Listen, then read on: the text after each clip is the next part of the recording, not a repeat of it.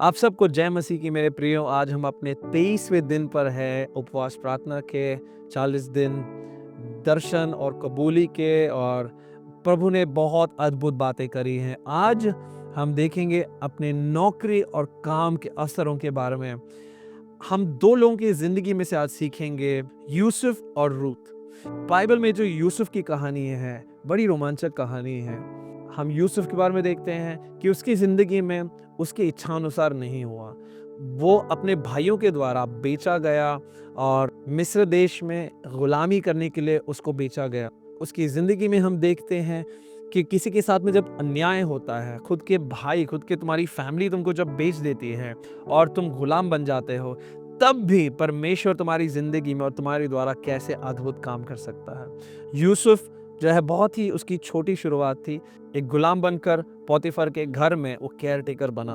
Care taker बनते बनते उसने अपना काम इतने अच्छे से निभाया, तब भी उसके साथ दूसरी बार अन्याय हुआ और दूसरी बार वो जेल में फेंका गया।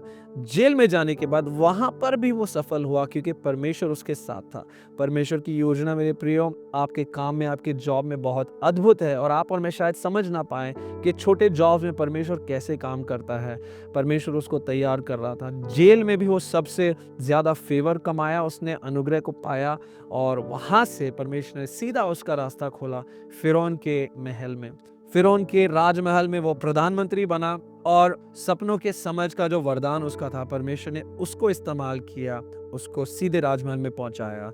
लेकिन राजमहल में उसके पास जो गुण थे कि सिर्फ सपनों का समझ नहीं, लेकिन उसके साथ सल्यूशन लाना, समस्या का हल लाना, उस वजह से फिरौन ने उसको प्रधानमंत्री बना दिया।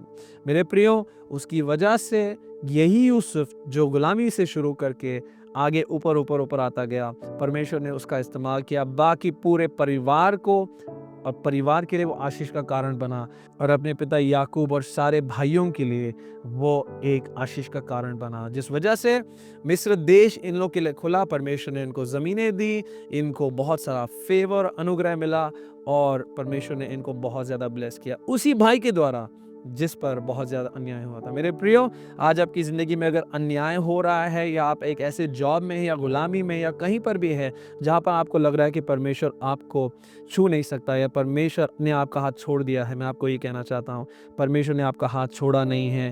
परमेश्वर के प्रमोशन के रास्ते बहुत अद्भुत हैं, और प्रमोशन के लिए रास्ते ऐसे खोलता है।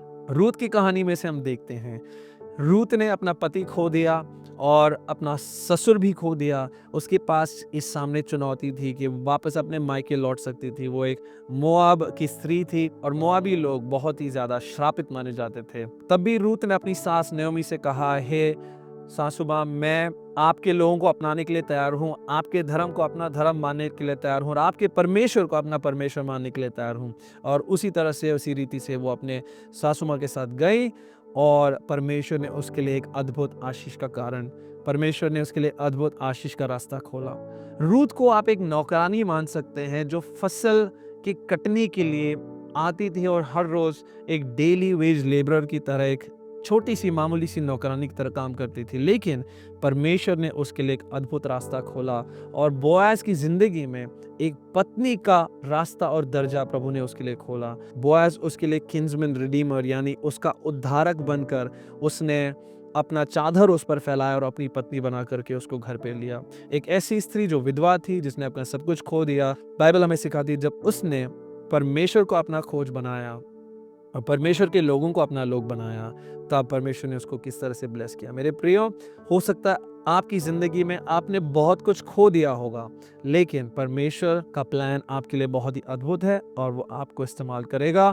आइए हम जैसे आज की शाम दुआ में मिलते हैं।